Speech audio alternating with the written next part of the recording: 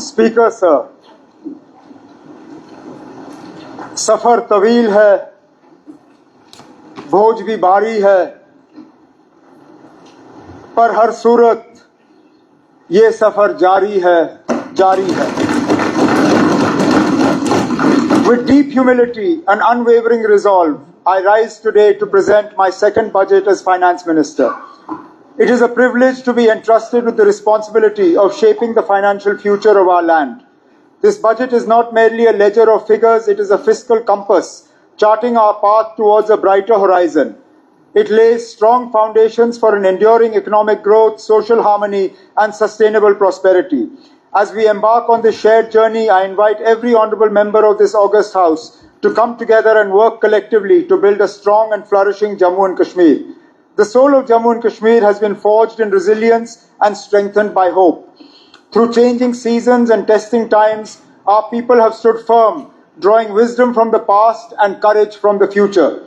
Guided by this enduring spirit, our government is committed to transforming Jammu and Kashmir into a modern, progressive and economically vibrant region. Together, we will turn obstacles into stepping stones and aspirations into achievements. We are building a business-friendly ecosystem that invites innovation and investment, turning Jammu and Kashmir into a hub of enterprise and ideas. This vision has been shaped through wide-ranging consultations with elected representatives, industry leaders and stakeholders. Their voices have enriched this budget and ensured that it remains people-centric. By engaging directly with every member of this House, we have laid the cornerstone of a new culture of participatory governance. The past year has been nothing but challenging for Jammu and Kashmir and for the entire nation. At the national level, we have seen our growth path suddenly challenged by geopolitical challenges. While the national economy is accelerating at 6 to 8% growth rate, we see our access to global markets being constrained by trade frictions. Even in Jammu and Kashmir, just as our economy was consolidating with renewed vigor, the barbaric terrorist attack at Pahalgam and its aftermath shocked us. The devastating floods in August and September have severely battered the Jammu region.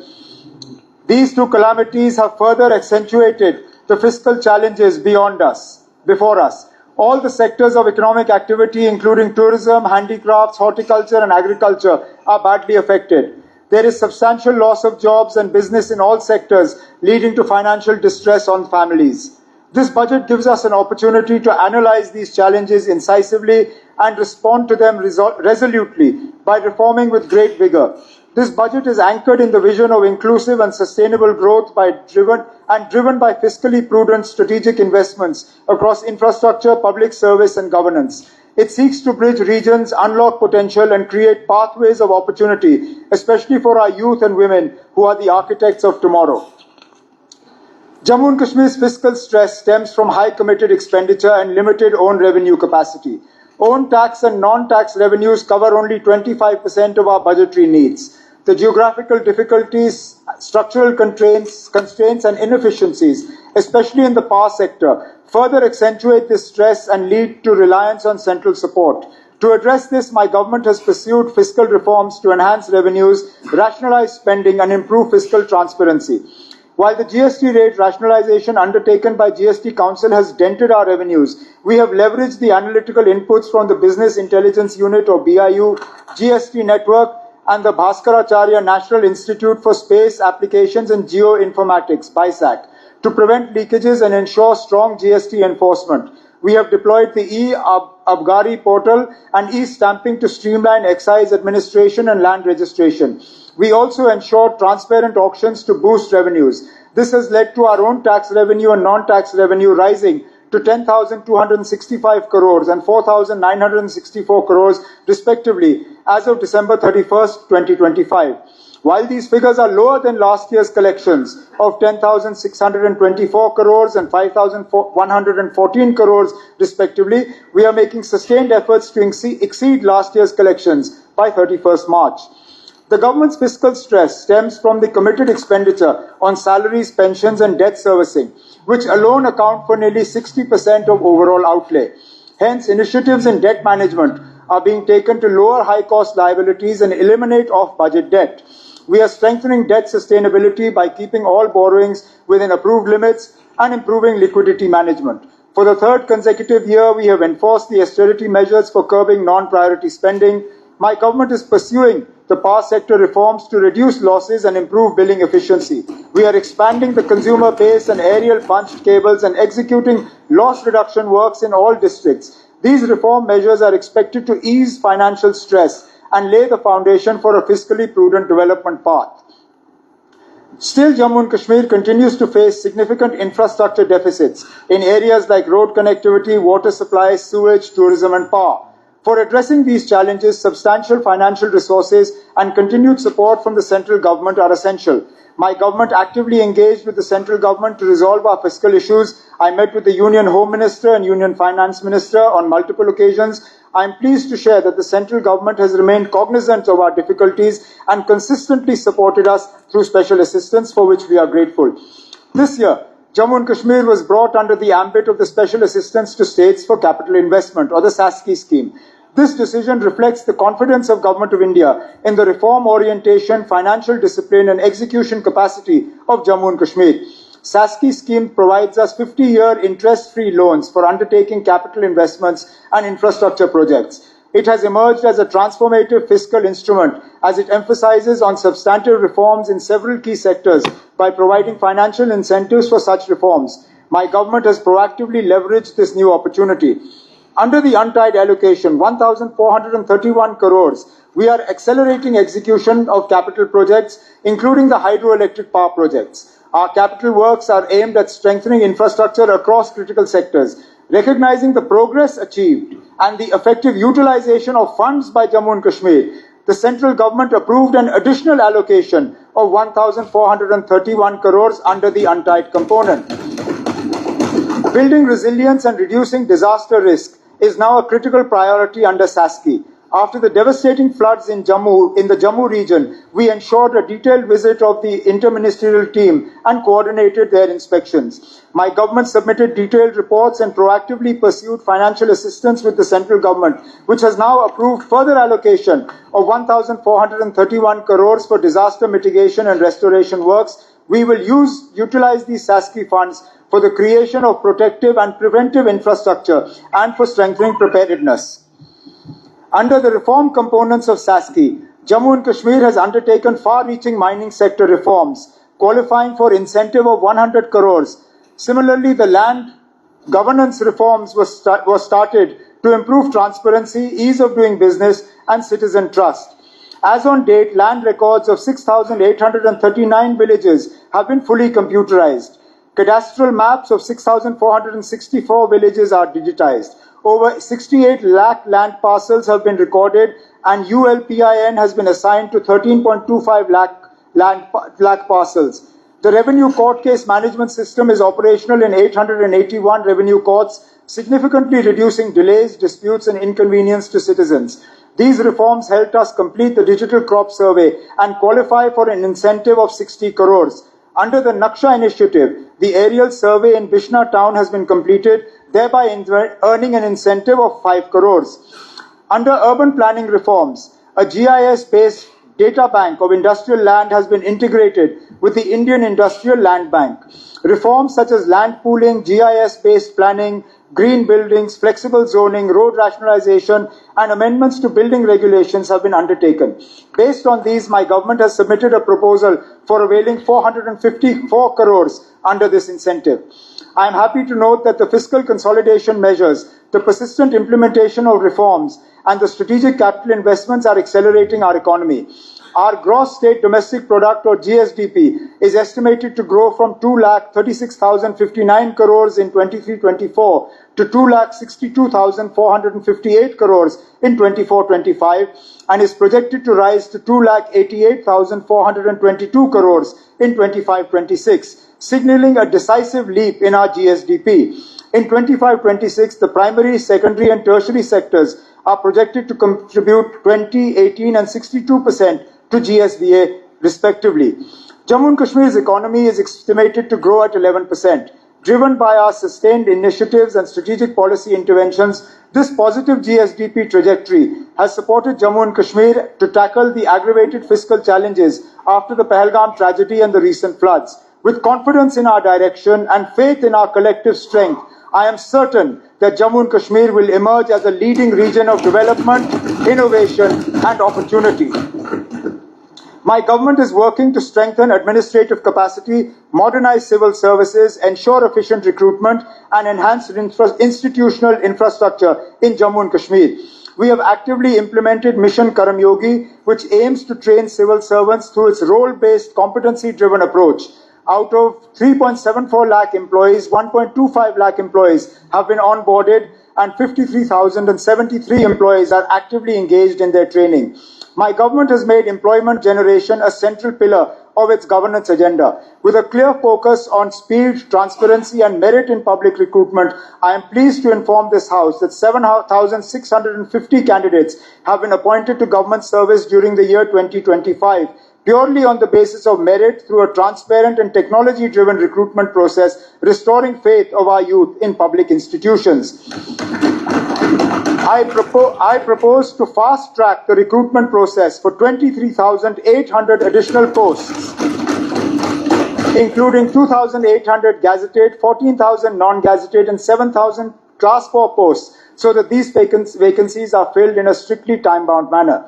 In addition, 910 compassionate appointments have been provided during 2025, ensuring that families who have lost their sole breadwinners are able to cope with dignity, security, and hope. These measures reflect our firm resolve that every deserving youth gets a fair opportunity and that public employment in Jammu and Kashmir remains transparent, accountable, and accessible to all. My government is fully conscious of the long-standing aspirations of daily rated workers, casual and temporary workers who have served the administration for years under difficult conditions and with limited job security.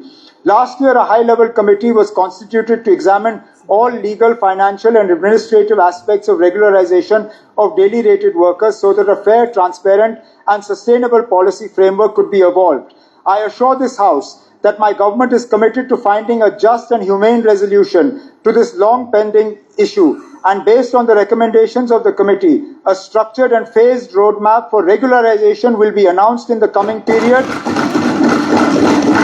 Our objective is to ensure that those who have devoted the prime years of their lives to public service are given dignity, security, and a stable future within the framework of law and fiscal responsibility. My government acknowledges the invaluable contribution of ASHA and Anganwadi workers, who form the backbone of our public health and early childhood care systems. Their dedication at the grassroots level, especially in reaching the most vulnerable sections, deserves our deepest appreciation. Government is committed to removing the impediments to ensure timely release of their honorarium. I am also pleased to inform this House that honorarium of vocational instructors has been enhanced, reflecting our commitment to recognizing the role of skilled educators in strengthening employability and vocational education. We have strengthened the infrastructure of our recruitment and accountability agencies. Construction of police stations for the Anti-Corruption Bureau in Jammu, Baramulla, and Anantnag will be completed by the end of the financial year.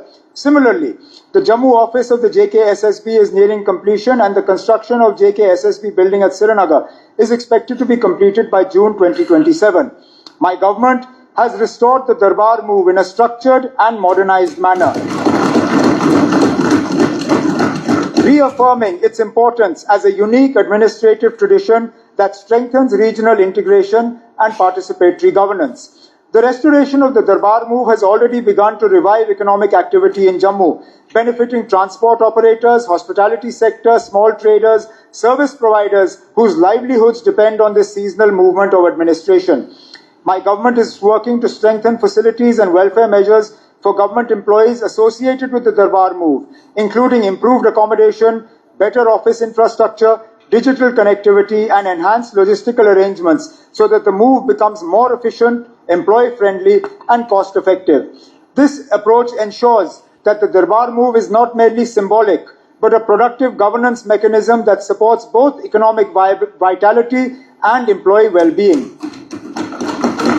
The agriculture and allied sectors are undergoing transformation through the interventions under the Holistic Agriculture Development Program and the Competitiveness Improvement of Agriculture and Allied Sectors project, backed by IFAD assistance. The focus has shifted from subsistence practices to a diversified, climate-smart and income-centric agricultural economy.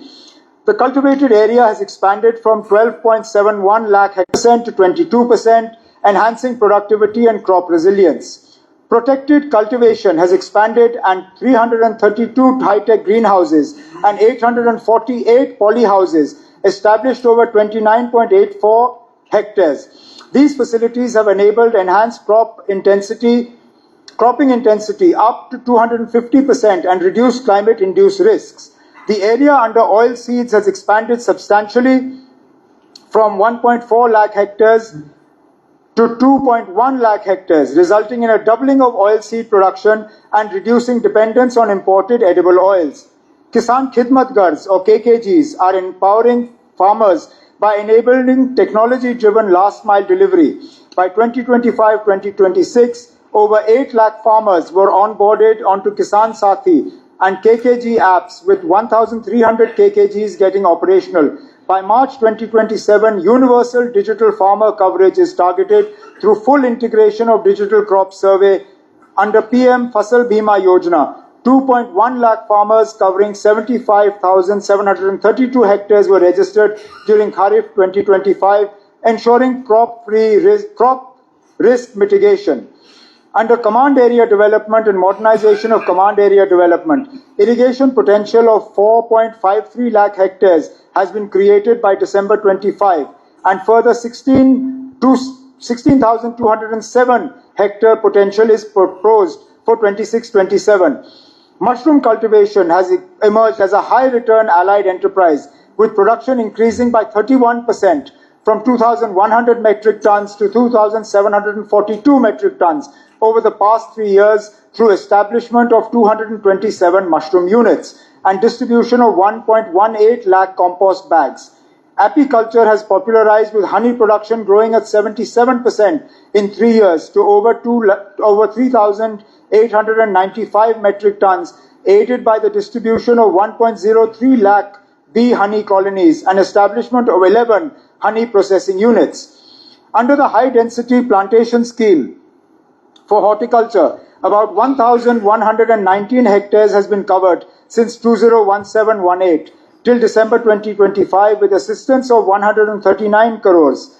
Further, 18,915 hectares are covered under medium density plantations.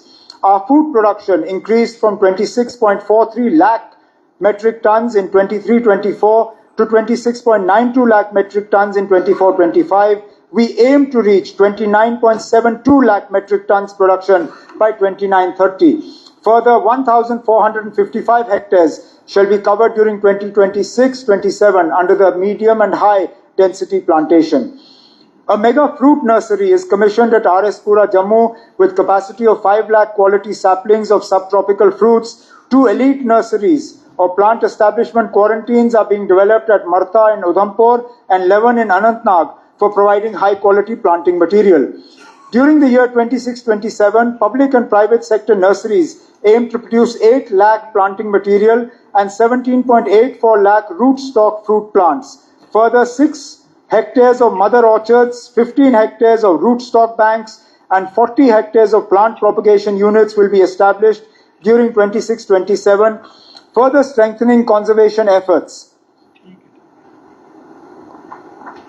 SCOS Jammu has established a state-of-the-art ex situ gene bank, becoming the 3rd institution in India with such a facility. The dairy and livestock sector has recorded robust growth, with annual milk production reaching 28.75 lakh metric tons, driven by systemic breed improvement, expanded artificial insemination coverage, and improved animal management practices. I am proposing setting up 7 milk processing plants of 1 lakh litre. 7 milk processing plants of 1 lakh litre per day capacity in Jammu and Kashmir, costing approximately 770 crores, funded through UT Capex and Government of India schemes. This scheme is going to benefit 11 lakh dairy farmers. My target is to take J&K in milk processing from the current 4% to 25% in the next few years. We are proposing a top-up subsidy of 15% under the Integrated Dairy Development Scheme for PMFME beneficiaries establishing milk processing. The formation of 4,000 new dairy cooperative societies along with milk FPOs and self-help group clusters, will strengthen grassroots ownership and efficient procurement. To support this ecosystem, 40 bulk milk coolers, 40 testing labs, 200 Milko-Chill units, and 50 Insta-Chillers will be deployed. For transforming the dairy ecosystem, we will be expanding milk processing from 5% to 12% for enabling efficient handling of 10 lakh litres per day and enhancing productivity. This will boost organized dairy cooperative turnover from 407 crores to 1,898 crores annually, translating into an additional 300 crore income for 3 lakh farmers each year. With these interventions, annual milk production is projected to increase to 32 lakh metric tons and milk collection and chilling capacity expected to rise to 5.5 lakh litres per day by 26-27. The E-National Agriculture Market, or ENAM, platform has been successfully rolled out, enabling farmers to sell their agricultural and horticultural produce without physically bringing it to mandis. Out of 19 wholesale mandis, 17 mandis are integrated with ENAM platform. Since its inception in 2021, over 55,000 farmers, traders, FPOs, and commission agents are registered as cumulative and cumulative trade worth 1,721 crores has been conducted through ENAM up to December 2025. To further boost the poultry sector, we will establish 800 commercial poultry units and 50,000 backyard poultry units so as to produce approximately 250 million eggs. This will make poultry farming more remunerative and reduce dependence on imported poultry inputs. Further, fish production is expected to increase from 31,000 metric tons in 25-26 to 33,000 metric tons in 26-27, contributing to improved availability of fish and enhanced incomes for fish farmers. The agriculture and allied sectors has been allocated 1,878 crores under capital expenditure for 26-27. Under the Mahatma Gandhi Narega, 250.07 lakh person days were generated in 25-26. The construction of panchayat infrastructure is progressing steadily with 367 panchayat bhavans tendered, 354 allotted and 297 taken up.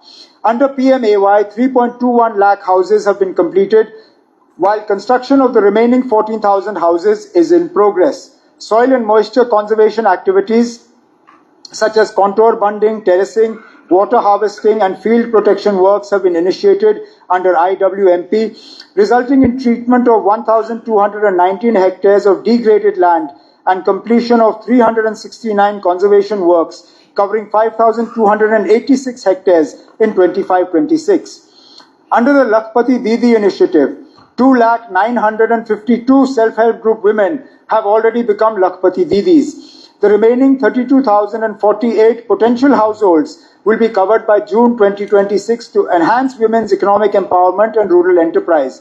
We will proactively increase the number of Lakhpati Didis by converging this initiative with Mission Yuva.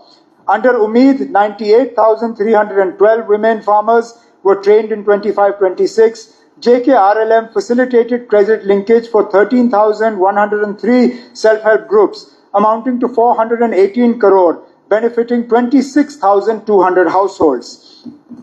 Capacity building under Rashtriya Gram Swaraj Abhiyan has trained 14,685 officers and officials, including panchayat secretaries.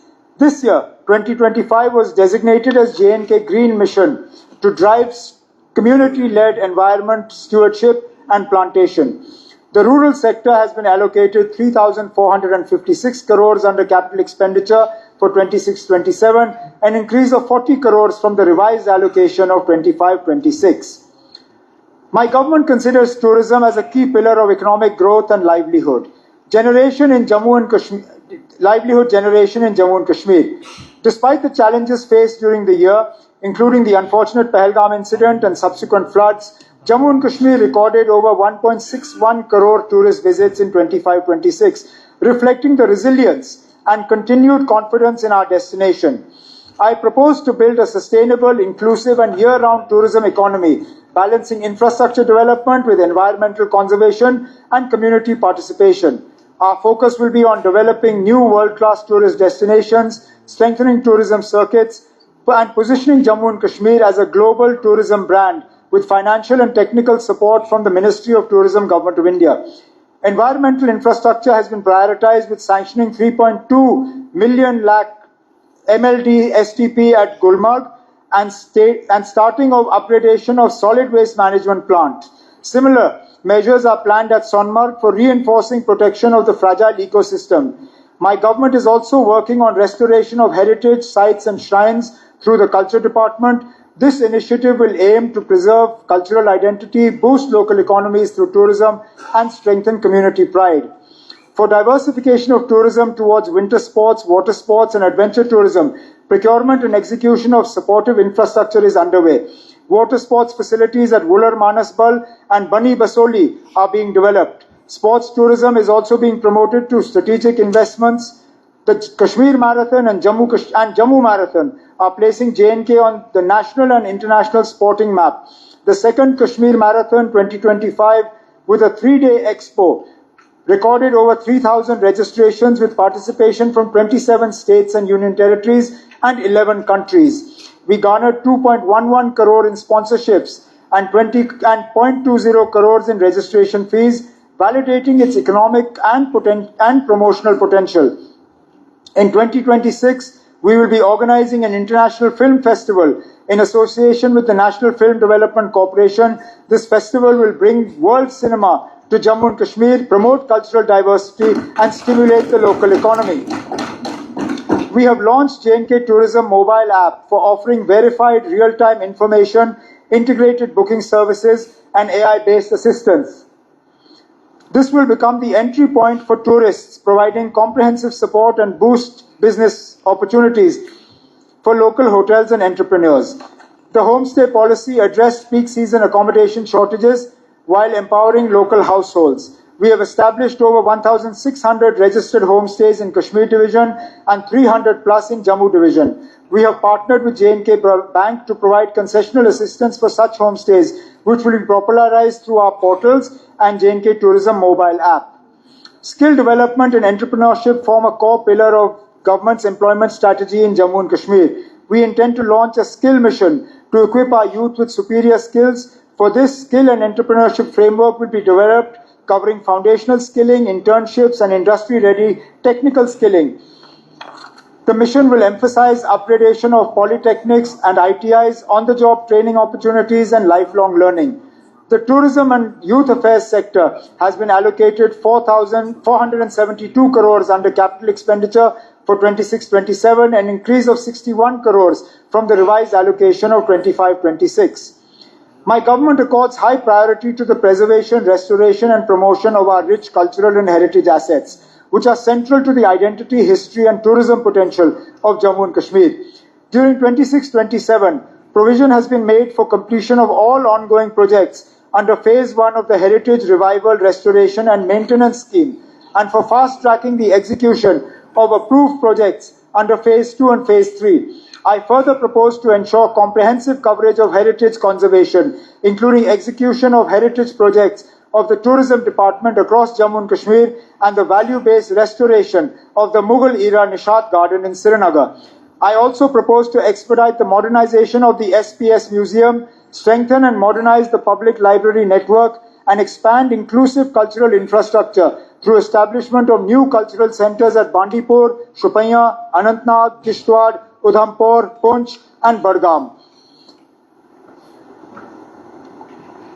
In addition, enhanced budgetary support will be provided to the J&K Academy of Art, Culture and Languages to promote youth engagement through cultural programs and national initiatives, ensuring that our cultural heritage remains vibrant, accessible and future-oriented. The Culture Department has been allocated 109 crores under capital expenditure for 26-27.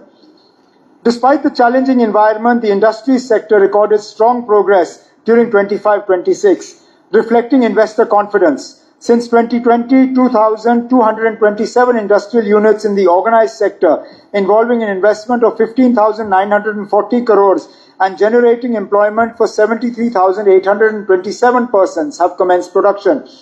Investment grounding reached an all-time high of 5,260 crores till December 2025.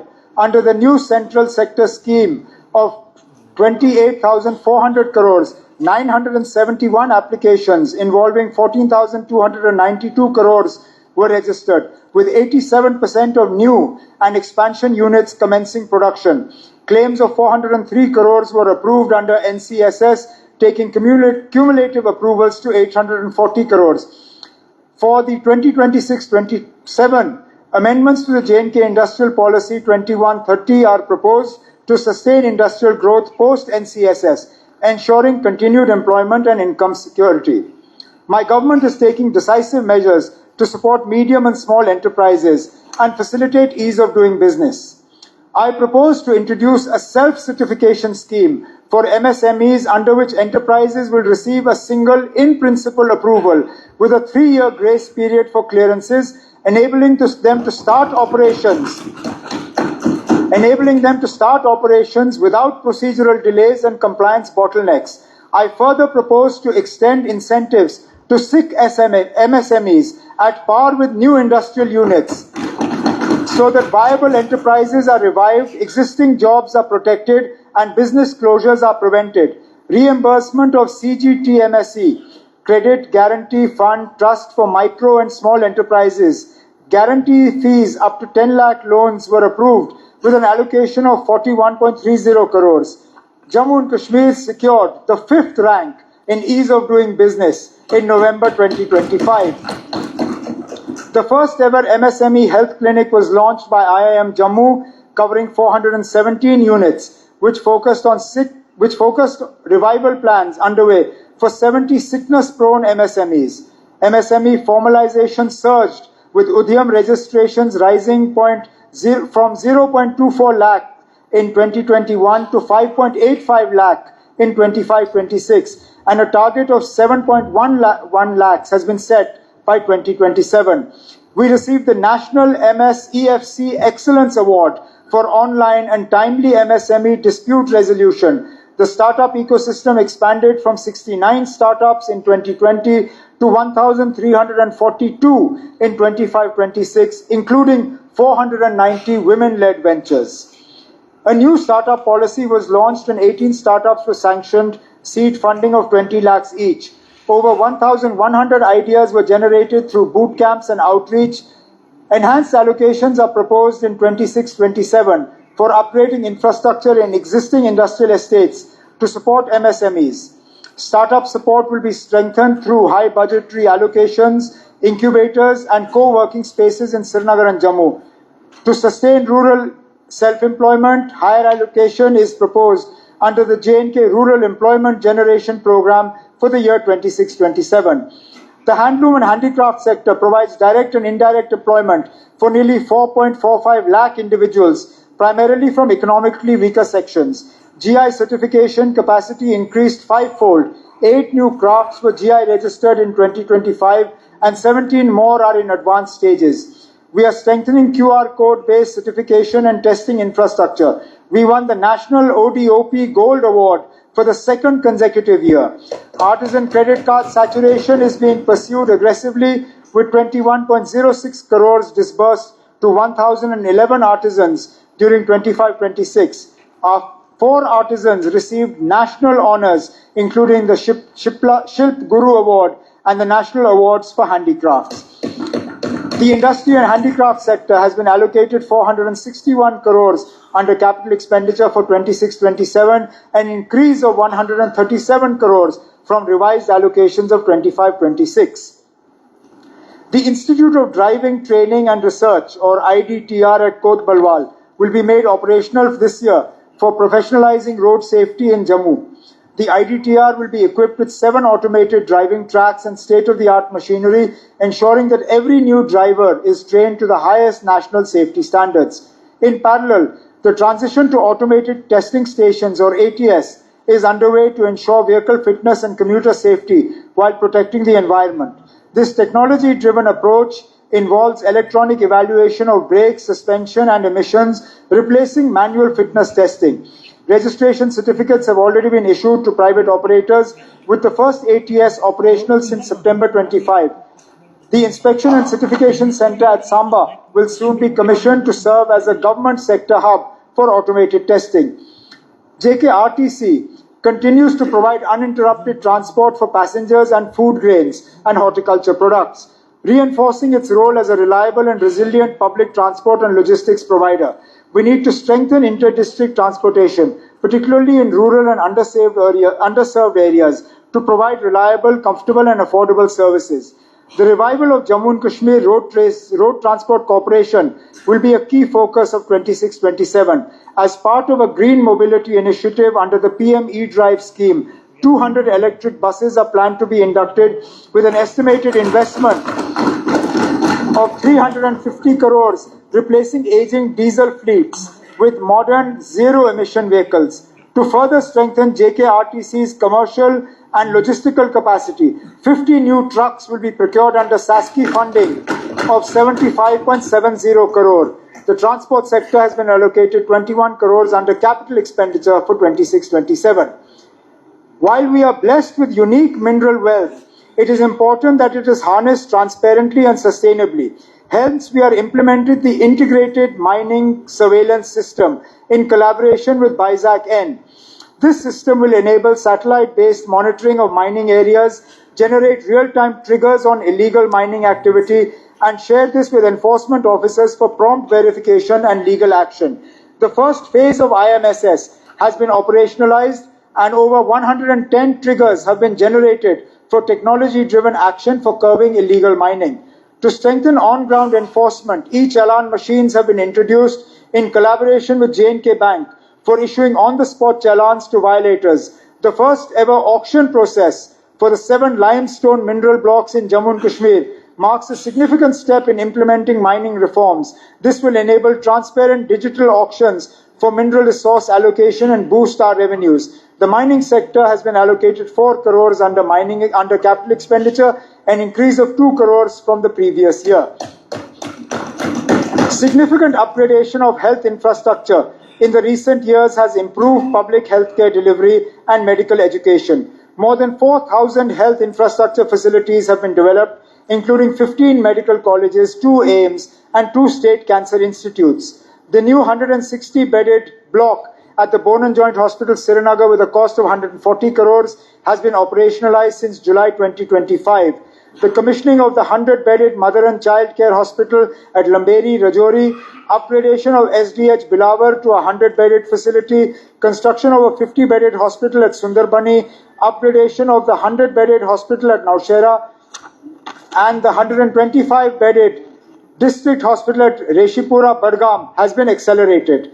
To strengthen diagnostics, the process for installing 1.5 Tesla MRIs in the new GMCs and 3 Tesla MRIs at GMC Jammu, GMC Srinagar and SKIMS has been initiated. Installation of CT scan machines is underway in major hospitals like DH Badgam, SSH Srinagar, DH Poonch, SMGS Jammu, CD Hospital Jammu and SMHS Srinagar. This initiative will be further expanded. PET scan facilities will be installed at GMC Srinagar and extended to GMC Kathua during 26-27 to enhance cancer diagnostics. Mobile medical units and mobile dental units are proposed to improve outreach in far-flung areas. The Sehat app has been launched to enhance healthcare delivery by integrating services, providers and patients on a single digital platform. More than 16 lakh users have started seeking benefits on this app. Digital health and remote care are being upgraded with provision of 32 crores for establishing 80 telemedicine centers and enabling clinical consultation in far-flung regions. De-addiction OPDs are functional and 6 new facilities are under construction to expand de-addiction support.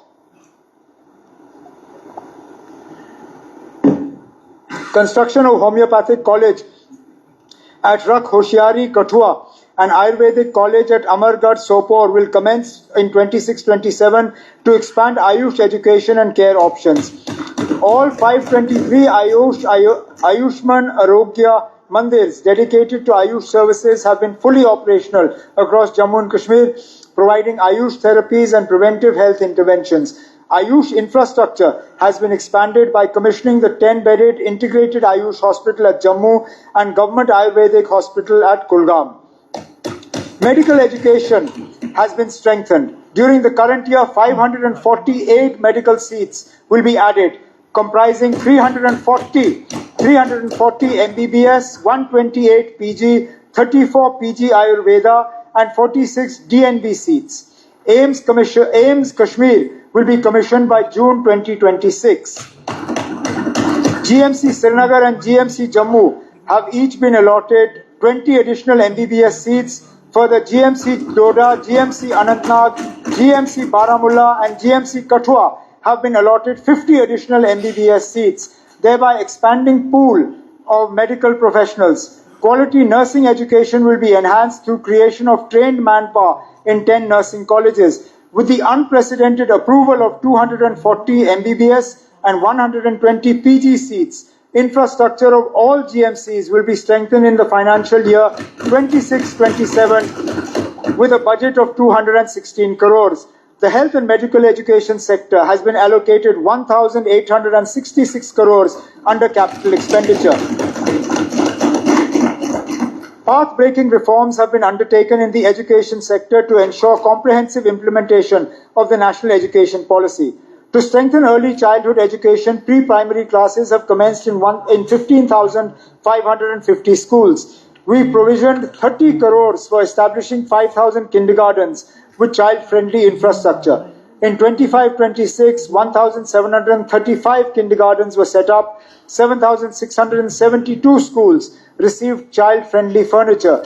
Additionally, 188 modern kindergarten buildings costing 122 crores have been sanctioned under Samagra Shiksha. School infrastructure is being upgraded with 396 schools being developed as exemplar schools under PM Shri. Further, 762 additional classrooms worth 160 crores have been approved. To promote future-ready learning, ICT facilities will be established in 2,036 schools.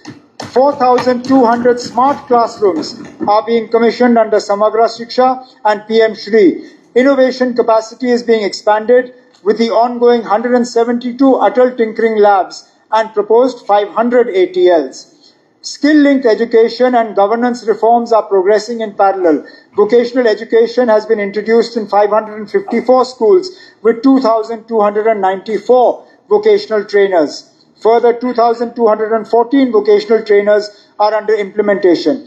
Teaching capacity is being enhanced with 594 lecturer vacancies being referred for recruitment. Further, 2,217 schools are being solarized. To enhance monitoring and learning outcomes, district Vidya Samiksha Kendras are being set up for educational analytics.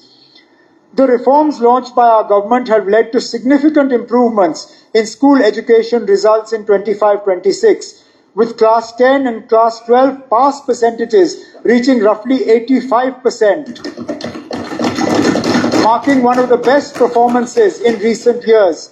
Key improvements include increased high-performing girl student passing rates of 86% and a notable rise in government school performance. My government is undertaking crucial initiatives in higher sector education to make our youth skillful and competitive. The 4-year undergraduate program is being universalized in all degree colleges. Records of 34.50 lakh students of class 10, 11 and 12 have been uploaded on DigiLocker by J.K. Bose as part of the Digital Transformation Initiative. Additionally, 74 government degree colleges were upgraded with NAC accreditation to enhance quality of education infrastructure in Jammu and Kashmir universities is being strengthened with support under RUSA 1 and 2.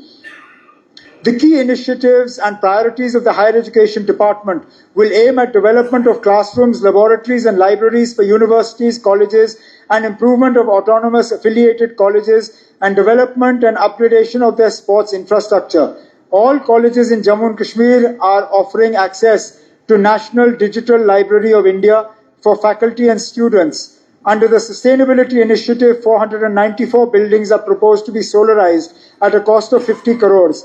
During the next financial year, 26-27, 5 college buildings at GDC Kakrayal, Katra, GDC Zainapura, GDC Vailu, Larnu, GDC Tulel, GDC Cheneni, and Architect College of Engineering, Jammu, shall be made functional. Further, construction of buildings at GDC Frisal, Kazigund, Darhal, Verinag and Majalta will be completed during 26-27. The capital projects of government degree colleges at Kunjwani, Mandi, Ajas, Dadu Basantgarh, Marheen, Ramkot and Batot are being accelerated. A policy for establishment of private universities is being finalized to increase access to higher education and boost creation of skilled workforce. 4 research hubs in Jammu Division and 3 research hubs in Kashmir Division are being upgraded to expand research capacity in line with NEP aspirations. To build a stronger research ecosystem, 22 lead research colleges have been identified for equipping them with laboratories and academic infrastructure in alignment with NEP standards. The school and higher education sector has been allocated 1,513 crores under capital expenditure for 26-27. We will be undertaking a path-breaking initiative in science and technology sector by investing 30 crores to operationalize 2 non-functional industrial biotechnology parks at Kathua and Handwara. This will leverage institutional partnerships with SCOS Jammu and SCOS Kashmir and help these parks transform into vibrant research and entrepreneurship hubs by equipping them with advanced instruments and qualified scientific staff. This biotechnology innovation ecosystem will generate 1,000 crores in economic value and create high-value scientific jobs. Under PM Kusum, 5,000 solar agriculture plants have been installed, covering nearly 14,000 acres with capacity of 14 megawatts. This will result in annual average savings of about 18,000 rupees per farmer. An allocation of 20 crores is proposed under PM Kusum 2.0 for expansion of solar-powered agriculture pumps to reduce diesel consumption. In the government sector, 2,725 buildings have been solarized with capacity of 39 megawatts, yielding substantial fiscal savings. Further, 13 small hydropower projects with capacity of 35 megawatts are under implementation through IPP mode. To ensure inclusive clean energy transition, I propose saturation of 100 tribal villages as solar villages. We will distribute 15,000 smokeless cook stoves and 11,200 solar home lighting systems to improve energy access and health outcomes in tribal areas. We are currently supporting 274 ongoing research and development projects and providing 130 scholarships to students from plus 2 level up to PhD for supporting higher education and research. To develop skilled manpower in emerging sectors, we propose skilling and placement linkages for approximately 2,000 youth in renewable energy, clean technologies and biotechnology. A major initiative proposed is the establishment of hydro-solar parks of 15 megawatts each to provide turnkey infrastructure for utility-scale solar deployment. This will reduce project risk and enable faster commissioning of solar projects. To accelerate clean technology adoption, we propose expansion of EV charging infrastructure, including solar-based charging stations and solarization of feasible government buildings. The science and technology sector has been allocated 177 crores under capital expenditure for 26-27, an increase of 42 crores over the previous year. My government is prioritizing youth development through an integrated approach to sports, culture, fitness and civic engagement. Modern sports infrastructure is being developed to ensure a bright future for young athletes. So far, 2 centers of excellence and 92 Khelo India centers have been established. Digital enablement will be operationalized to scale youth registrations on the My Bharat portal from 5.5 lakh to 20 lakh. We aim to build a digital athlete ecosystem with unique IDs, performance dashboards, verified certificates and tracking from grassroots to elite levels. A structured tournament pathway has been institutionalized and over 15.39 lakh students now participate at various levels, leading to 2,500 athletes representing J&K at the National School Games. Jammu and Kashmir successfully conducted the 5th edition of its flagship winter sports program, reinforcing its position as India's premier sports capital.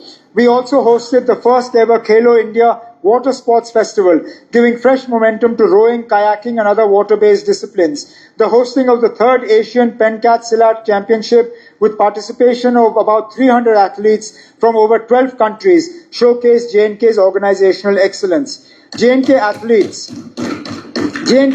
have delivered strong results with 11 gold, 9 silver and 18 bronze medals at the 69th National School Games and notable performances at international events including the Paris 2028 Paralympics.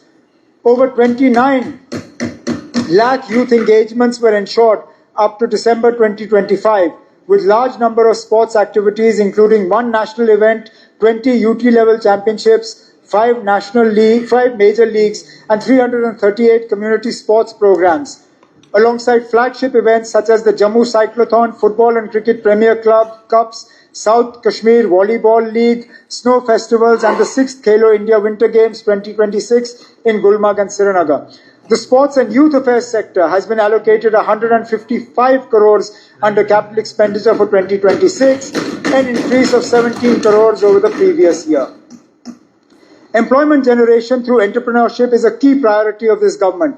To systematically promote self-employment across Jammu and Kashmir, we have launched Mission Yuva as a mission mode initiative anchored on the 4C framework of culture, capacity, capital and connectivity. Mission Yuva has achieved wide and deep grassroots outreach.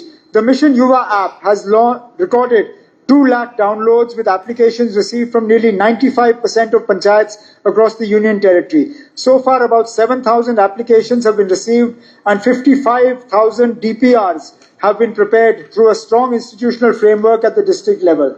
27 business development units at the district level, 80 business helpline desks at the subdivisional level and 2,000 Yuva Doots at the grassroots are actively hand-holding applicants, supporting them through the entrepreneurial journey. As a result of this structured approach, 47,000 applications have been approved by the district level implementation committees.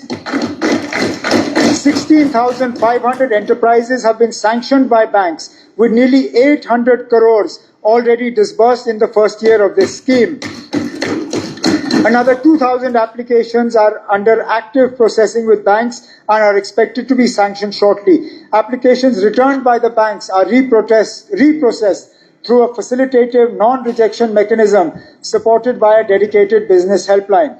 Capacity building remains integral to Mission Yuva. Over 8,000 entrepreneurs have completed structured training, while another 5,000 are currently undergoing entrepreneurship development programs.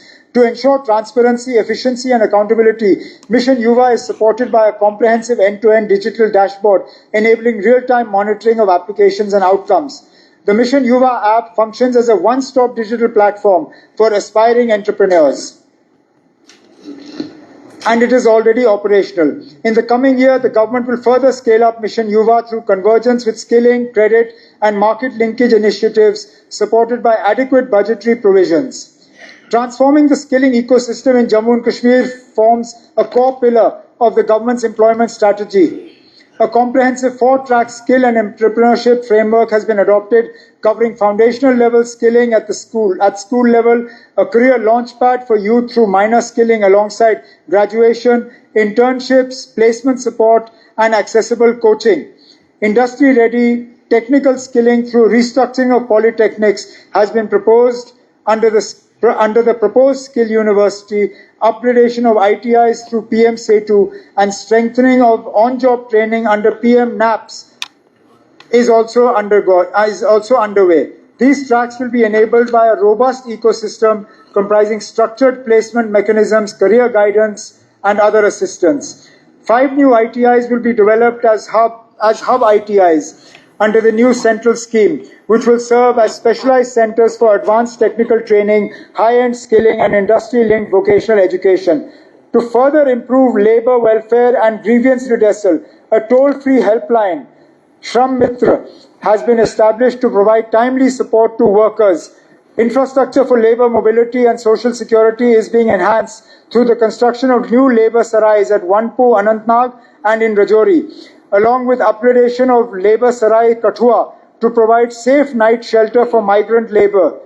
Additional labour sarais at Washbug, Pulwama and Bargam A model labor sarai at Naushera are also in the pipeline.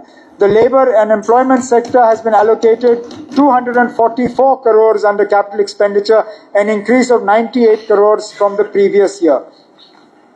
My government remains committed to the resettlement and welfare of Kashmiri migrant families. We are accelerating the construction of 6,000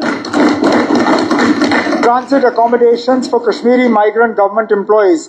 As on date, out of 4,096 completed flats, 3,250 flats have been allotted.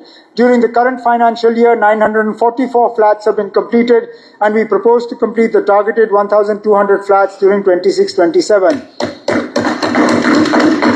The POJK Bhavan at Suketar, Jammu is targeted for completion during 26-27. Once completed, it will emerge as a powerful tribute to resilience of the displaced persons from POJK and West Pakistan.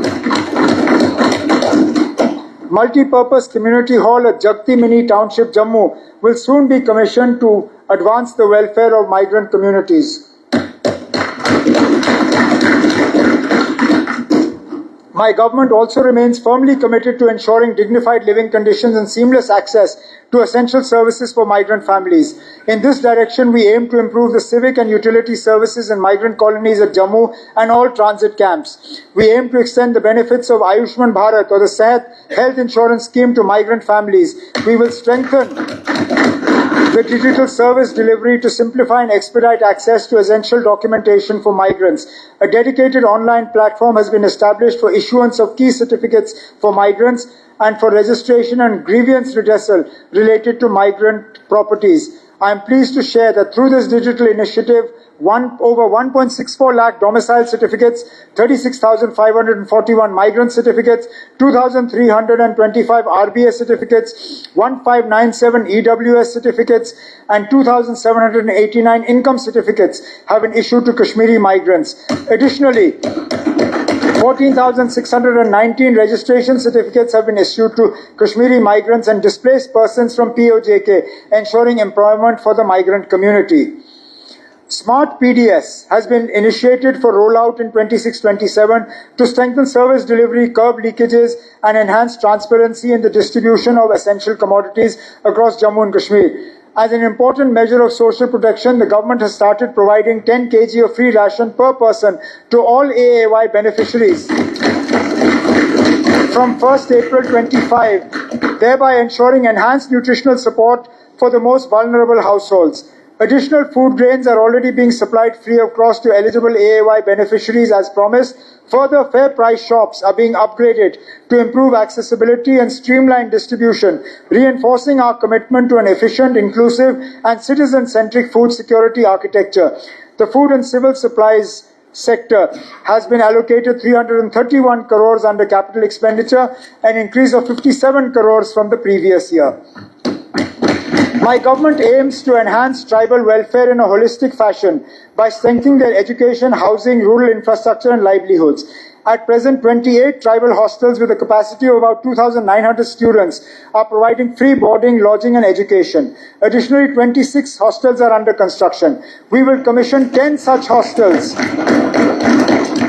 We will commission 10 such hostels in the coming months. Six Eklavya model residential schools are functional and over 260 smart classrooms have been established. Pre-metric and post-metric scholarship schemes continue to benefit ST students and improve retention and educational access. Under the Dharti Abha Janjatiya Gram Utkarsh Abhiyan, 393 tribal majority villages across 20 districts have been covered, with 39.21 crore released during 25-26 for infrastructure and allied works. Livelihoods are being strengthened through 1,500 mini sheep, goat and dairy units, along with 10 milk villages and 3 milk chilling plants. For nomadic transhuman tribes, 7 transit accommodation units are under construction along migration routes, of which 2 are already complete.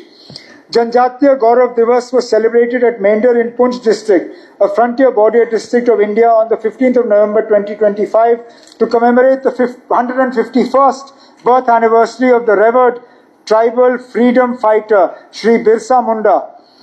The Tribal Research Institute at Khimbar, Srinagar is supporting evidence-based policy through surveys, baseline surveys, etc. The Forest Rights Act cells are being established at UT and district levels with an outlay of 3.77 crores to ensure effective implementation of forest rights. The tribal affairs sector has been allocated 235 crores for capital expenditure for 26-27. We have expanded social security coverage for vulnerable and financially distressed households through the ISSS and National Social Assistance Program. In 25-26, the scale of pension was enhanced and new eligible members were added. My government increased the monthly pension rates from Rs 1,000 to Rs 1,250 for beneficiaries below 60 to 1,500 for those 60 to 80 and to 2,000 for those 80 and above. The number of elderly persons, widows and persons with disabilities covered by social pensions was increased from 7.35 lakh in March 2024 to 10.19 lakh in January 2026. Of these, 8.83 lakh beneficiaries are under the integrated or the ISSS and 1.3 lakh are under the NSAP. The annual pension outlay was enhanced from 1,209 crores to 1,755 crores, ensuring greater financial security and dignity for most vulnerable citizens. We will work with the central government to increase the disability pension further by 25%, benefiting over 1.62 lakh pensioners. In 2025-26, the financial assistance under the marriage assistance scheme was enhanced from 50,000 to 75,000 rupees for poor girls from AAY families. The earlier requirement of being an 8th class pass was also relaxed to saturate the coverage of the scheme for all eligible girls. As a result of these reforms, the number of beneficiaries increased from 26,000 in 24-25 to 44,302 in 25-26, with expenditure amounting to 234 crores as of December 2025. Inclusive education will be strengthened through special schools for specially able children at Baramulla and Anantnag. The composite home at Nainil Anantnag will soon be operational. The halfway home at Ganderbal will strengthen rehabilitation and reintegration services. The SC/ST building at Muthi is scheduled for inauguration in April 2026. My government is committed to strengthening financial security for girl children through the Ladli Beti scheme. Since its inception, the scheme has grown from just 16,095 beneficiaries in 17 to 1.92 lakh girl coverage enrolled by late 2025. Under NRLM, 96,000 self-help groups have been formed, mobilizing over 7.84 lakh rural households to foster savings, credit access, and enterprise development. We have successfully implemented free ridership for women on all government-owned public transport, including smart city e-buses and JKRTC services from April 2025. The ridership of women in such buses has jumped substantially, providing secure, green and convenient transport for women. This has been a path-breaking reform, making J&K one of the few regions in the country to operationalize zero-fare travel for women. The social welfare sector has been allocated 170 crores under capital expenditure. We have witnessed the devastation caused by natural calamities in the recent past. Hence, the government is emphasizing on disaster mitigation and preparedness. For building resilience to future disasters, my government has, for the first time, started building a disaster risk mitigation fund with an initial corpus of 39 crores. I am pleased to share that the guidelines for the disaster risk mitigation fund are being finalized. Under the National Landslide Risk Mitigation Program, 6 priority projects have been identified for undertaking timely mitigation measures.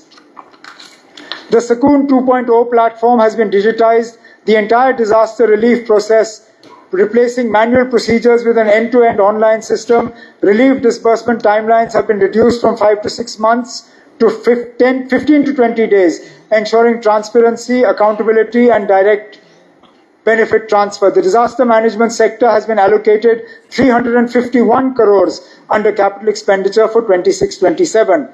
To enhance institutional capacities and policy framework, we have partnered with IIM Jammu to make the Center for Innovation and Transformation in Governance operational.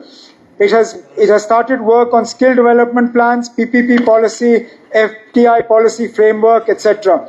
Jammu and Kashmir has made significant progress on sustainable development goals, and as per Niti Aayog's SDG India Index, Jammu and Kashmir has emerged as one of the fastest improving UTs in the country for sustainable development goals. The planning sector has been allocated 331 crores under the capital expenditure for 26-27, an increase of 16 crores from the revised allocation of the previous year.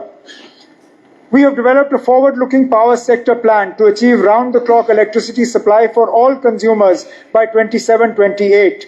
This strategy addresses generation, transmission, distribution, and reforms for ensuring sustained energy security and long-term financial viability. We have started taking decisive steps on all these dimensions. 4 major hydro projects, Pakaldul, Ratle, Kiru, and Kwar, with a combined capacity of 3,014 megawatts are under rapid execution.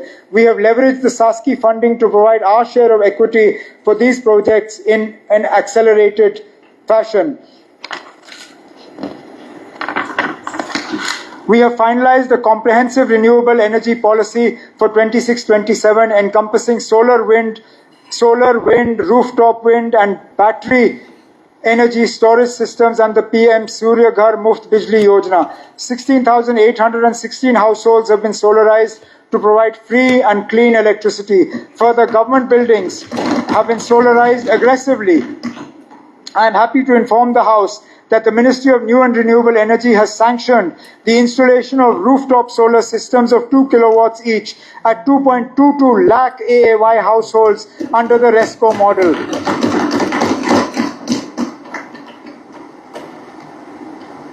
Special initiatives are being taken for strengthening power infrastructure along the Baltal and Pahalgam axis for the Amarnath Yatra through permanent underground cabling for ensuring uninterrupted and safe power supply. For strengthening transmission and distribution infrastructure, a record 5,708 MVA of capacity has been added to the distribution sector and 4,239 to the transmission sector over the last 5 years. My government is also focusing on loss reduction, service improvement, and enhanced consumer satisfaction. For this, installation of new and augmented distribution transformers, comprehensive HTLT network improvements, strengthening of receiving stations, sub-transmission lines, and electrification of unelectric households in remote areas such as Kathua, Poonch, Rajouri, Gurez, and in Bandipur is being undertaken. We are installing smart meters to reduce AT&C losses and under-recovery in the power sector. Already with the installation of 10.44 lakh meters, losses have been reduced by 9%, while revenue has increased by 16%. During the last winter, the peak demand of 3,157 megawatts was met in December 2025. This year, J&K registered an all-time high peak supply of 3,362 megawatts. We have successfully improved the continuity of supply by reducing curtailments.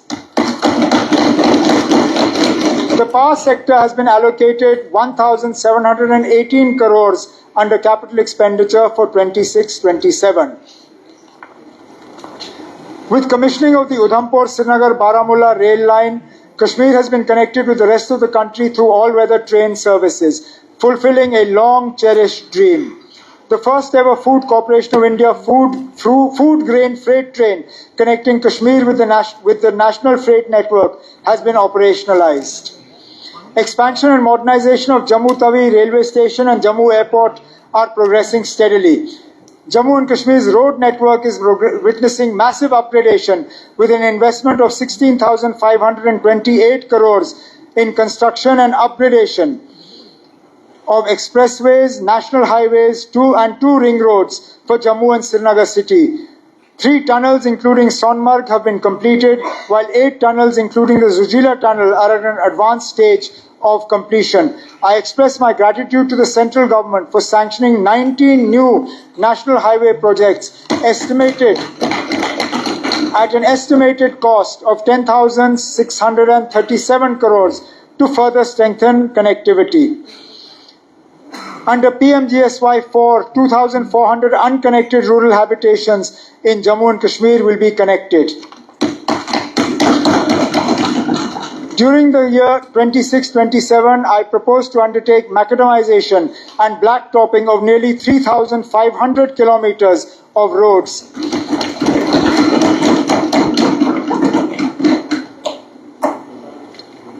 This will be achieved through multiple flagship programs, including PMGSY, Central Road Fund, Infrastructure Fund, NABARD, Cities and Towns, Pothole-Free Roads, SASKI and other programs. Smooth and more reliable road connectivity is what we have promised and what we will deliver. The public works sector has been allocated 4,061 crores under capital expenditure, an increase of 333 crores from the revised allocation of last year. In fulfillment of the commitment to provide clean tap water to every household under the Jal Jeevan Mission, more than 15.62 lakh rural households, or 81%, have been successfully provided with piped water connection. Additionally, Har Ghar Jal certification has been achieved in 867 villages, marking significant progress towards universal water coverage. We will work with the central government to expedite the ongoing JJM works after verifying due diligence and source sustainability of all works. A water supply project at AIMS Avantipur costing 54.58 crores will create 1,600 KLD capacity for operational needs. Work on phase 2 for drawing surface water from Jhelum and water supply project at AIMS Vijaypur have also achieved significant progress. Under UT CAPEX, 393 water supply schemes have been completed out of the planned 810 schemes, improving potable water access. Additionally, the Lar Canal project in Ganderbal, costing 25 crores under NABARD RIDF 30 24-25, is under execution. The Shapur Kandi Dam project has made significant progress since 22nd September 25, regulated gravity flow of water has commenced, with the canal presently conveying approximately 150 cusecs. My government has significantly expanded irrigation coverage under the Command Area Development Program, benefiting over 2.25 lakh hectares of cultivable land and extending irrigation access through ongoing projects. I am happy to note that the department has received central funding in flood control sector, which was pending for the last few years. To improve water efficiency in rain-fed and vulnerable areas, activities under the watershed development component of PMKSY 2.0, including land leveling, contour bunding, check dams, farm ponds and drainage lines, are being implemented. The Jal Shakti sector has been allocated 2,558 crores under capital investment. My government accords high priority to sustainable urban transformation through improved civic services, affordable housing, environmental management, and institutional reforms. 227 smart city projects have been commissioned to give a massive fillip to urban infrastructure in Jammu and Srinagar. 200 e-buses are now operational. 200 additional e-buses are being procured. To strengthen wastewater management, new SBM projects are being undertaken, new STPs are being created, and a cluster-based approach is being adopted.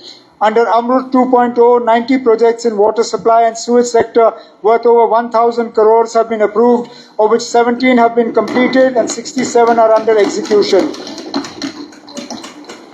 Bioremediation of 28 lakh metric tons of legacy waste is targeted for completion in our major cities. For integrated waste management, Srinagar city has been selected under CIT IIS 2.0 program.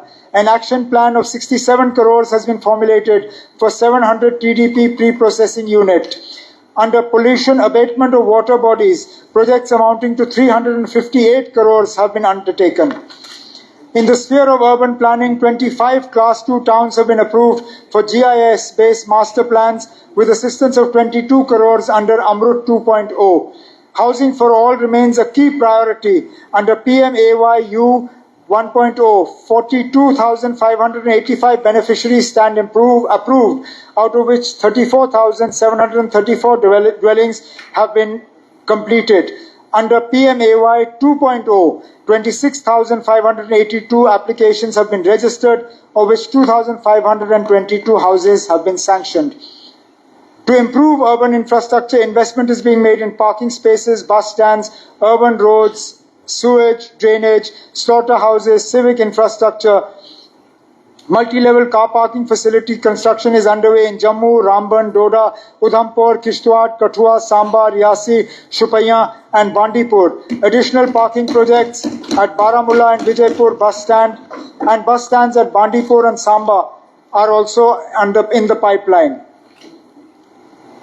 A flagship recreational initiative includes the development of an 11.64-acre water park at Jagti Nagrota in PPP mode, comprising water rides, resort, retail, and family entertainment infrastructure. This will be an important addition to Jammu's tourism infrastructure for the future.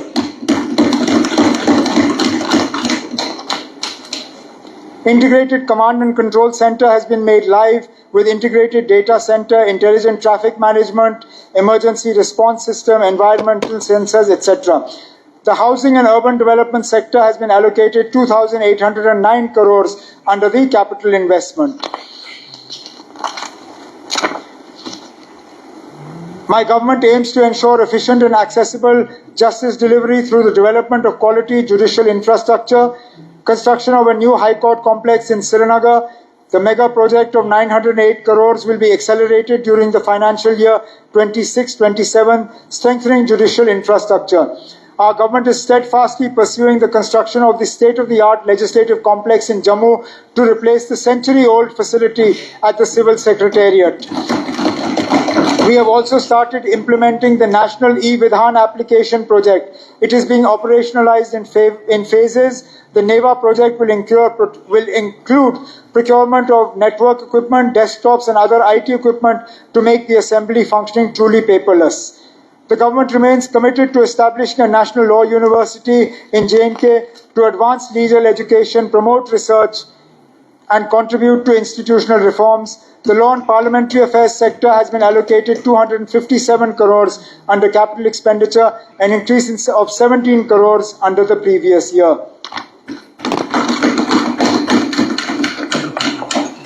We are working on significant upgrades to the J&K State Data Center. The hiring of Meghraj Cloud Services is in process. Meghraj will provide infrastructure platforms, software and storage to government departments, enabling optimized ICT spending. It will also ensure data residency and robust security standards for public sector applications. My government is aiming to establish state-of-the-art IT and IT-enabled services parks in Jammu and Srinagar to attract and generate employment and create a robust technology ecosystem. This initiative emphasizes government, industry, academia collaboration. A center of excellence in AI has been sanctioned with an outlay of 20 crores over 4 years. This center is set to drive research and applications of AI in education and governance and regional security startup. The rollout of e-offices 2.0 up to Tehsil and block level has been institutionalized paperless governance. As of today, 21,972 users of 4,061 offices have been onboarded. The system has ensured transparent file movement, faster decision making, and improved administrative efficiency, reinforcing accountable and citizen-centric governance. To make government services more accessible, a centralized WhatsApp-based service delivery platform will be introduced. Citizens will soon be able to access 100 to 150 high-volume services across 15 departments through secure multilingual chatbots. My government will invest in advanced capacity building training for citizens, and the Chief Minister's IT initiative program will be further strengthened to build future-ready talent pool capable of supporting a digital Jammu and Kashmir. The GAD information technology sector has been allocated 109 crores, an increase of 36 crores over the previous year. To promote afforestation, we have planted 510 lakh saplings over the last 5 years to expand tree cover. In 25-26, around 5,000 hectare area will be afforested and around 1 lakh saplings will be planted under various schemes. Demarcation and digitization of forest boundaries are being accelerated for protection of forest lands. We are targeting 19,752 installations and 55,056 surveys of boundary pillars. For development of wetlands and zoological infrastructure, 35 crores has been earmarked. Additionally, 25 crores has been earmarked for Wooler Lake, covering eco parks, shoreline protection, cultural walkways, cycling tracks, and recreational spaces. Wildlife conservation and rescue infrastructure are being strengthened. 24 enclosures are open to the public at Jambu Zoo, with 11 more planned, and new species like striped hyenas, zebra, rhino, red panda, and other primates are being added in a graded fashion. The forest and wildlife sector has been allocated 241 crores under capital expenditure, an increase of 60 crores over the previous year. Grain storage projects are being undertaken to create storage capacity at strategic locations. FCI has conveyed in-principle approval for leasing these spaces, thereby creating business opportunities for packs in fruit grain storage. 3 such storage projects of 1,000 MT at Rajbagh, Kathua, and of 2,500 MT each at Mirhama, Kulgam, and Turkpura, Kupwara are under construction. These facilities will improve price realization for farmers and ensure preservation of food grains. We have also fully operationalized 2 new schemes announced in last year's budget. The cash credit limit scheme for packs will enhance the working capital availability and enhance timely disbursement of short-term credit to farmers. Similarly, the Cooperative Infrastructure Fund has been created to provide dedicated financial support for building and upgrading cooperative infrastructure. The cooperative sector has been allocated 27 crores under capital expenditure for 26-27.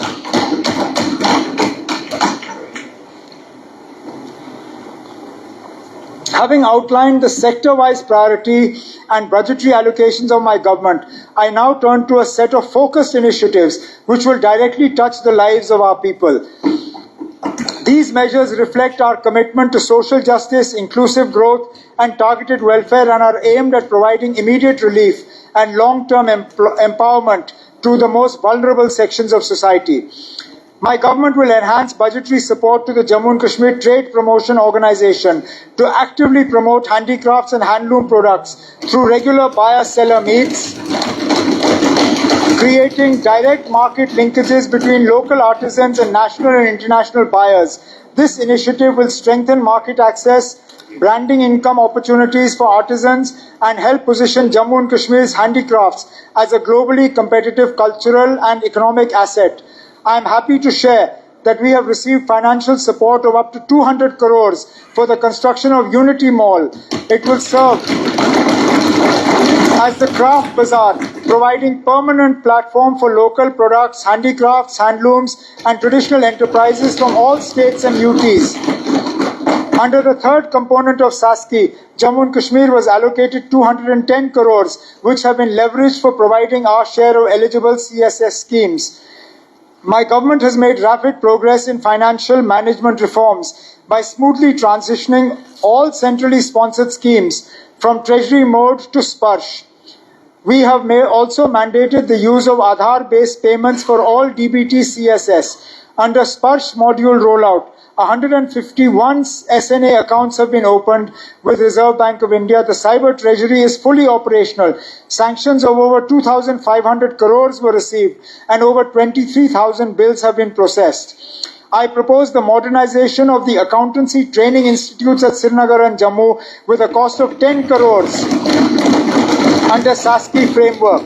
My government has submitted a proposal for availing 350 crores under this incentive to build long-term institutional capacity. This initiative will place Jammu and Kashmir among the leading states and union territories in digital financial governance and marks our commitment to a transparent, corruption-free and citizen-centric financial system. My government is fully aware that a number of posts in far-flung and difficult areas remain persistently vacant due to challenging living and working conditions.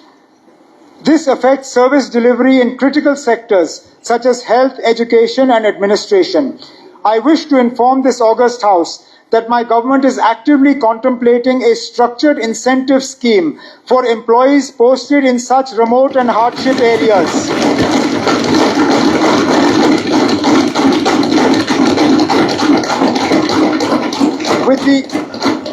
In such remote and hardship areas with the objective of improving retention and ensuring equitable access to public services for those citizens living in the most difficult terrains. This initiative will aim to balance the employee welfare with effective governance so that no region of Jammu and Kashmir remains underserved due to staffing constraints.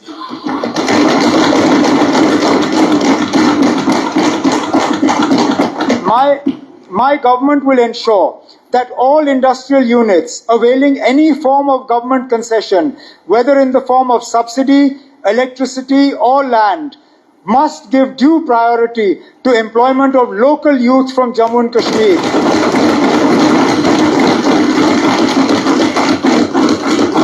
So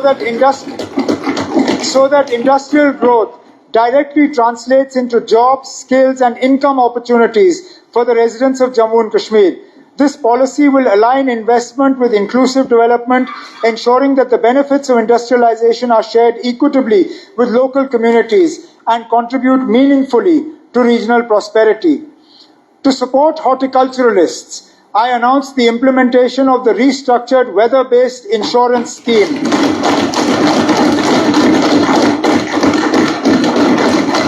Or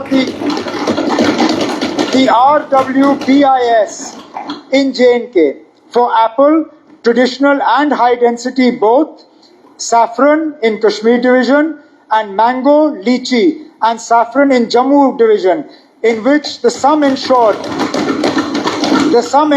would be 6,594.93 crores. Currently, 68 controlled atmosphere stores with a combined capacity of 2.92 lakh metric tons are operational against the requirement of 6 lakh metric tons. An additional 15,000 metric tons of CA capacity is being added in 25-26 and 38,000 metric ton CA capacity is aimed in 26-27. To ensure balanced regional development and wider dispersal of CA storage infrastructure, I propose to focus top-up subsidy for such CA storage in districts other than the districts of Pulwama and Shupaiya, where CA capacity has now saturated. For achieving this target, 40 CA stores with an investment of 1,400 crores would be needed. Subsidy of 600 crores would be provided by the government and top-up subsidy shall be available to these CA stores starting from 26-27. The government will provide 25% top-up subsidy for popularizing micro and sprinkle irrigation systems. In the first instance, I have earmarked 116.86 crores for the purpose, which will improve and enhance water use efficiency by 60 to 80% and benefit farmers of 3 lakh hectare land. I am announcing the aromatic and medicinal plan mission with financial outlay of 150 crores. I am allocating 10 crores in the next financial year. This mission will leverage the vast natural resources of Jammu and Kashmir and substantially boost livelihood and income generation opportunities. Jammu and Kashmir has been importing high genetic breed animals from all over the world since the 1980s, but after a few years, we are left with crossbreed animals. Last year, 600 Dorper and Texel sheep from Australia and 40 bulls from USA have been imported. This process will go on in coming years. To ensure high genetic breed remains intact, my government will establish one embryo transfer technology lab in every district by investing 65 crores in a phased manner. I propose to further strengthen rural infrastructure, sanitation and livelihood by supporting converging and optimally leveraging various central government schemes with a special focus on achieving ODF plus status across rural Jammu and Kashmir.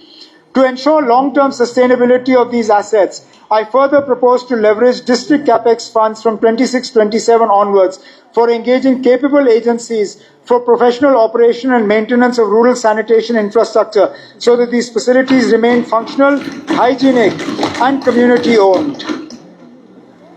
My government remains deeply committed to ensuring the safety, comfort and spiritual experience of pilgrims visiting the holy Sri Amarnath Ji Shrine.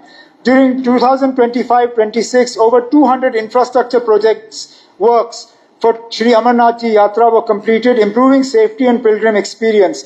I propose to further modernize pilgrim infrastructure with an outlay of 180 crores during 26-27 in partnership with the Border Roads Organization to improve road connectivity, emergency response systems and logistical support.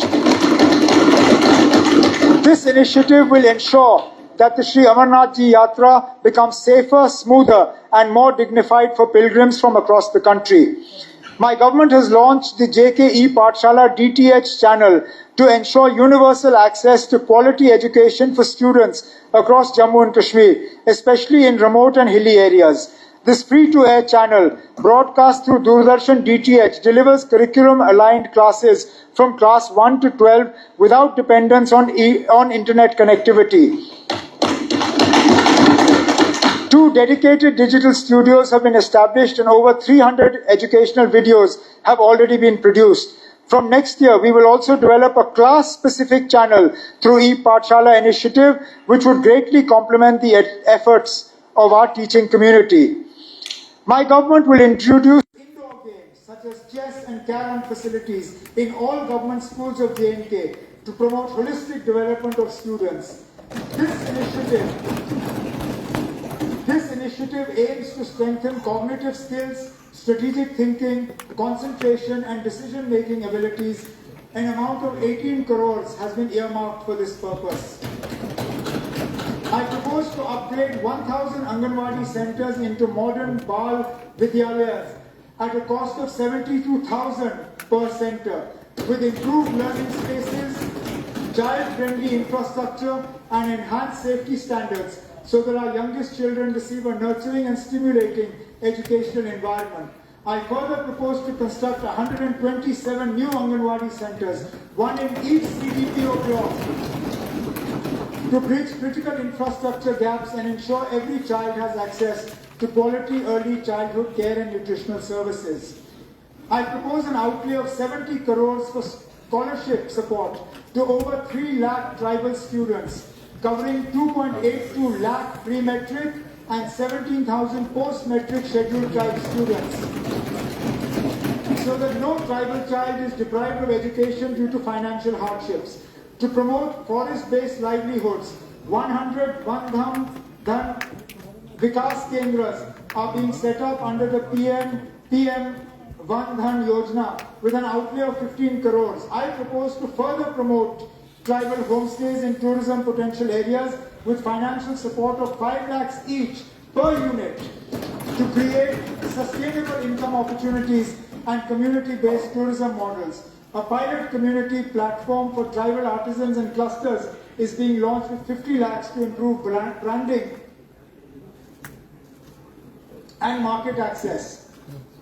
The extension block of Laldev Hospital in Srinagar will be commissioned in 26-27 at a cost of 180 crores to augment gynecology and obstetrics capacity.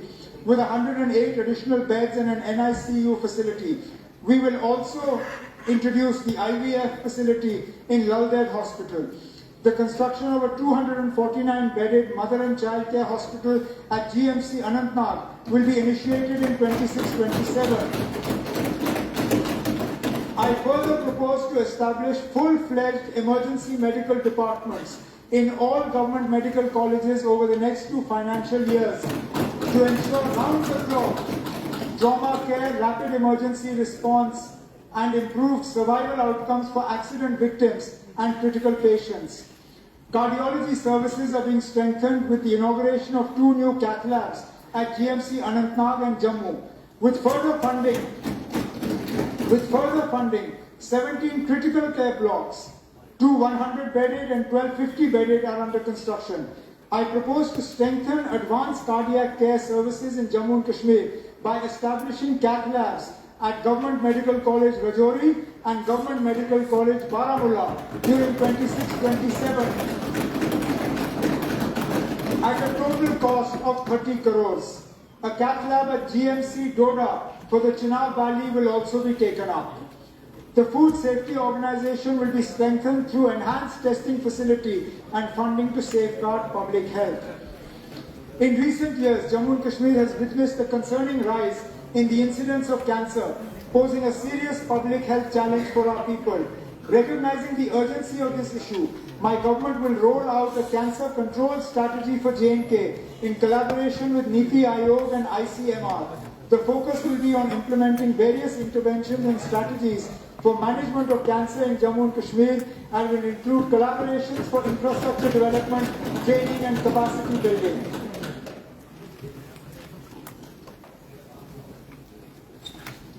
To strengthen peripheral healthcare systems and enhance quality and availability of medical services, my government will implement a time-bound action plan for upgradation of medical services in peripheral medical colleges based on the recommendations of a high-level committee already constituted for this purpose. The focused upgradation will lead to a significant qualitative improvement in healthcare delivery, reduce referrals on tertiary hospitals, and ensure specialized medical services reach people closer to their homes.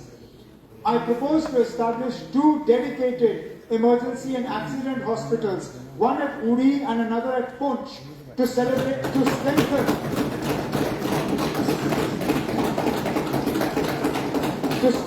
critical healthcare infrastructure in border areas which are prone to shelling, cross-border incidents and natural emergencies. These hospitals will be equipped to provide 24/7 trauma care, emergency surgery and critical medical services, ensuring rapid medical response during accidents, disasters and security-related incidents. I also propose the purchase of bulletproof ambulances for border districts, starting with 2 ambulances for Punch and Tangdhar in the next financial year. Last year we had started the free bus service for ladies. I propose to extend this year. I propose to extend the free government transport facility to persons with disabilities. This initiative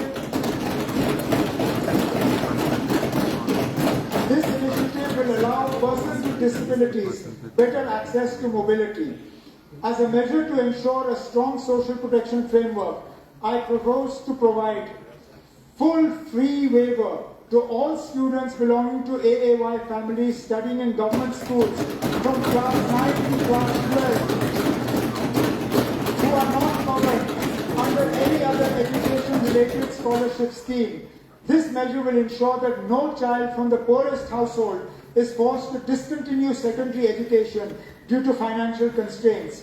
The scheme will have a high-impact investment in human capital with minimal fiscal burden. To promote equitable access to higher education for the poorest youth and prevent dropouts at the college level due to economic hardship, I propose to extend full fee waiver to undergraduate students from AAY families studying in government degree colleges who have not received any scholarship assistance under any other scheme. This will ensure that poverty does not become a barrier to academic aspiration. I propose to introduce a sponsorship scheme covering 6,000 orphan children who have lost both parents or their sole breadwinner, having no stable source of income and are not receiving any such benefit from the Mission Vatsalya framework. Each child under this will receive a monthly sponsorship of 4,000 rupees through direct benefit transfer.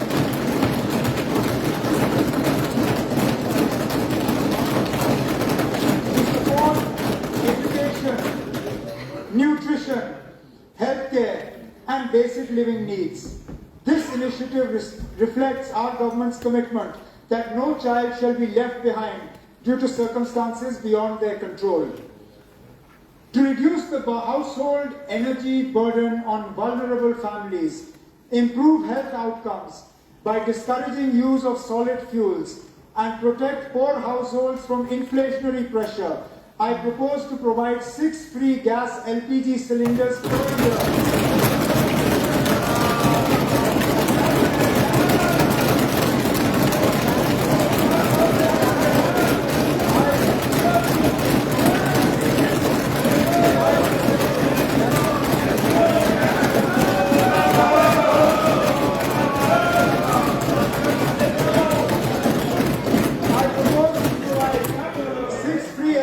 Gas cylinders per year to all AAY households of Jammu and Kashmir, covering the poorest of the poor.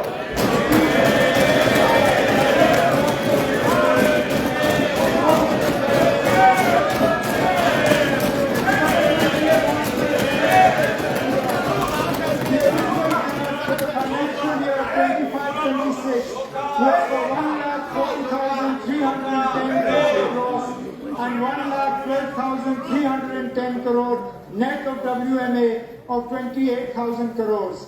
During the course of the year from 1st April 25 to 31st March 26, an amount of 3,077.04 crores shall be withdrawn in excess of grants in respect of demand number 1, General Administration, 2, Home, 6, Power Development, 7, Education, 8, Finance, 10, Law, 20, Tourism, 32, Horticulture, and 36, Cooperative out of the Consolidated Fund of Jammu and Kashmir to defray expenses on services and purposes required during this purpose. This had been largely necessitated due to expenses related to Darbar Move TA, salary arrears, purchase of vehicles, etc. My government is dedicated to expanding social security for the most vulnerable sections of society while enhancing J&K's competitiveness in the national economy through grassroots level reforms.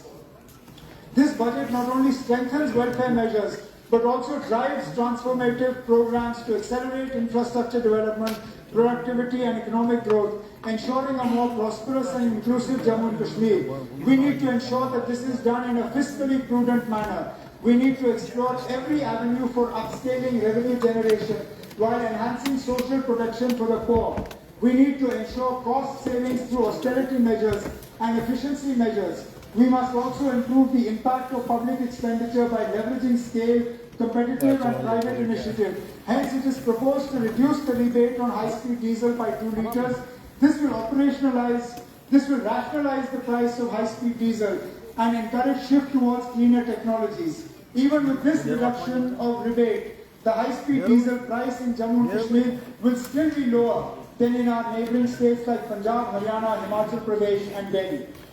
For 26-27, the total gross receipts are estimated at 1,27,767 crores, including the provision for ways and means advances and overdraft of 14,000 crores. Given these receipts, the total gross expenditure is estimated at 1,27,767 crores. The total net budget estimates for fiscal 26-27 are 1,13,776 crores, excluding the provision for ways and means advances and overdraft. This includes 80,640 crores and 33,127 crores under revenue and capital expenditure respectively under the budget estimates for 26-27 and 90,018 crores and 23,749 crores as expected revenue receipts and capital receipts respectively under budget estimates for 26-27. The own tax revenues, both tax and non-tax are own revenues, both tax and non-tax are estimated at 31,800 crores.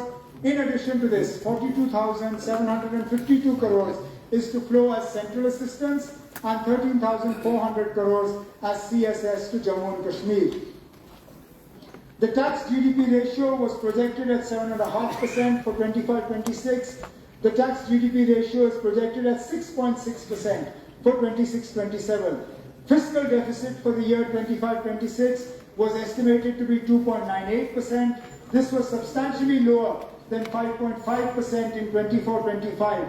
The fiscal deficit for the year 26-27 is estimated to be 3.69%, which is substantially higher than 3.63% in 25-26.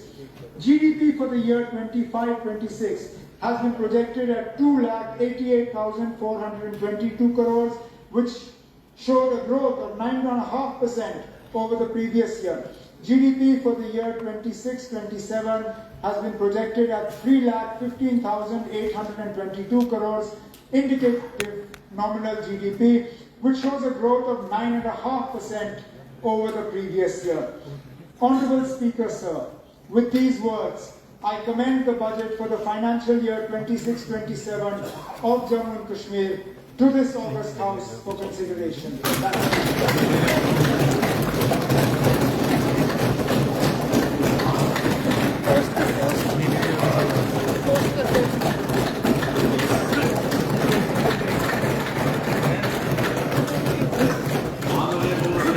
Chief minister की budget तकरीर आपने सुनी, इसकी copy ऐवान की मेज पर रखी जाती है।